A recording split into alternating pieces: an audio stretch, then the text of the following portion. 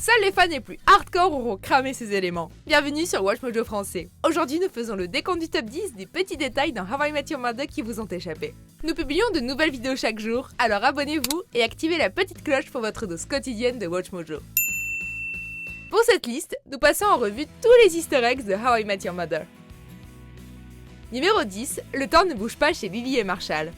Il vous faut probablement des yeux d'aigle pour repérer ces détails, et même avec des yeux d'aigle, il faut mettre pause toutes les 2 secondes. Ce qui a échappé aux spectateurs normaux, c'est que dans l'appartement de Ted et Marshall, qui deviendra celui de Lily et Marshall, l'horloge est toujours coincée sur 4h20. Dans l'épisode Le Duel, où on voit divers flashbacks dans l'appartement, il est clair que l'horloge est cassée depuis des années. Pourquoi 4h20 ? Si vous l'ignorez, c'est que vous êtes trop jeune pour qu'on vous le dise. Numéro 9, Marshall a prédit le temps.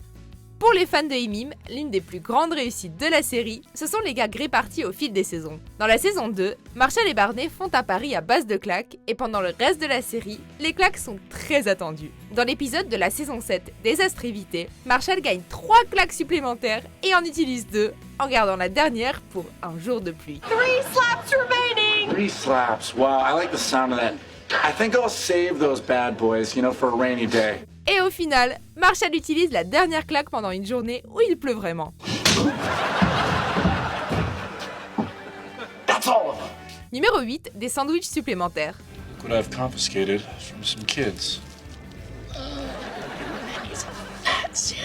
Dans la saison 3, Ted introduit l'expression « manger un sandwich » comme métaphore pour fumer un ouinge. Kids, to understand this story, you need to know that your Uncle Marshall was doing something that lots of college kids do. How do I say this? He was, let's say eating a sandwich. Les personnages, pendant la série, sont montrés en train de manger de véritables sandwichs alors qu'on sait qu'ils sont en train de faire autre chose. Ce qui est marrant, c'est qu'une saison avant cette explication, dans l'épisode La vengeance de Lily, elle parle du fait qu'elle mange un sandwich à la fac. Un ado mange un sandwich près de chez Marshall dans la saison 7, et dans la saison 9, on voit quelqu'un manger un sandwich sur la plage. Numéro 7, l'histoire du collier. Il semble que dans la saison 1, Lily portait un collier en forme d'os de poulet, et dans la saison 6, Zoé porte presque le même. Coïncidence ? Souvenez-vous, dans la saison 3, Marshall et Lily n'ont plus d'argent, et Marshall crée Lily et Marshall vendent leurs affaires.com et se fait un peu d'argent. Zoé mentionne le fait qu'elle a acheté les œuvres de Lily sur internet, alors peut-être qu'elle a aussi acheté le collier au passage. You're amazing! I bought a bunch of your paintings online! That was you? Vu à quel point les scénaristes sont pointilleux, on ne serait pas surpris d'apprendre qu'ils l'ont fait exprès. Numéro 6, le chef-d'œuvre de Barney. Dans la 2e saison, Lily demande à ses amis de venir voir sa pièce de théâtre et Barney n'est pas très sympa. Wow, Lily, that sucked. Harvey? What? It was terrible. Quand Lily affirme qu'elle trouverait quelque chose de poli à dire s'il jouait dans une pièce, il teste sa détermination. Moist. Moist. Moist. Moist. That was the first 40 minutes of Barney's show. Il crée la pièce la plus affreuse et irritante possible en répétant le mot souple, en jouant de la flûte à bec et en arrosant le public avec des pistolets à eau. Même s'il ne le dit pas, une image de l'un des programmes montre que la pièce s'appelle Dans ta face, Lily. Numéro 5, une vie en 1 minute. Si vous avez regardé Imim, vous savez que les scénaristes s'évertuent à inclure des détails que les gens normaux ne peuvent pas voir, et ceci en est un bon exemple. Dans la saison 9, le dîner de répétition, le groupe passe un moment à faire des blagues sur le Canada pour embêter Robin. So, you're pretty much done then? Kids, we weren't even close. Pour montrer le nombre de blagues qu'ils parviennent à sortir et décrire le passage du temps, on peut voir un couple en fond dont la vie progresse devant nos yeux. Ils la demandent en mariage, elle tombe enceinte, leur enfant sort de la fac et l'un d'entre eux meurt même. What's the band gonna play for your first dance? Crash Test Dummies? See, it's funny, because who gets a band? Numéro 4, le rêve de Marshall. Au fil de la série, on apprend que Marshall a une certaine vénération pour le monstre du Loch Ness. All right, have fun in Scotland. See the Loch Ness Monster, tell him Ted Mosby says, what's up? Yes, he's a sheet, Ted, come on. D'ailleurs, Lily et Marshall vont en Écosse pour leur lune de miel afin de tenter de voir la créature. The Loch Ness Monster is gonna swim out of that lake and eat seaweed out of my hand.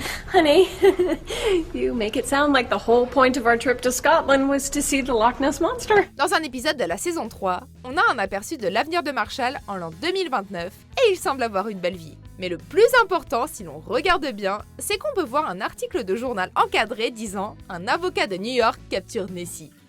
Numéro 3, un compte à rebours sinistre. Pour une sitcom, Imim s'aventure parfois dans des territoires bien sombres.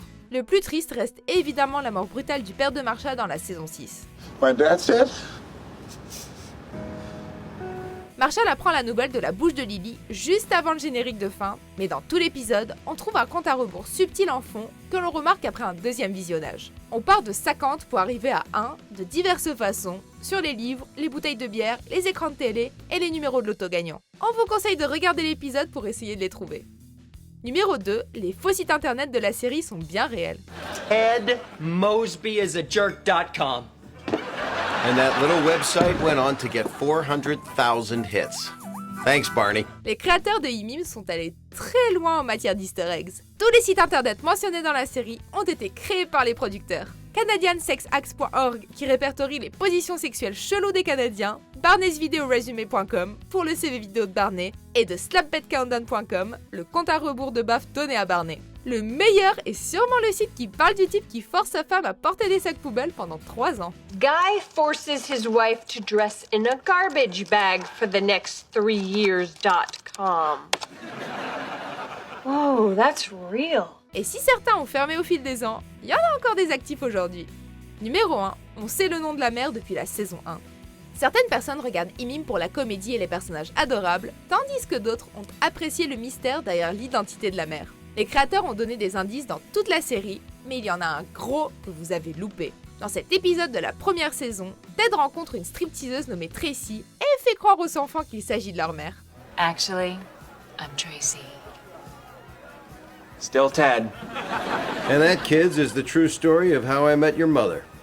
What? I'm kidding. Ils sont choqués, et Ted précise rapidement qu'il plaisante, mais les spectateurs découvrent que la mère s'appelle bien Tracy, ce qui rend la blague encore plus savoureuse. TM, Ted Mosby. Yeah, look again, Ted Mosby. Those are my initials. TM, Tracy McConnell. Vous êtes d'accord avec notre sélection? Jetez un coup d'œil à ces autres super vidéos de WatchMojo français, et n'oubliez pas de vous abonner pour être au courant des nouveautés.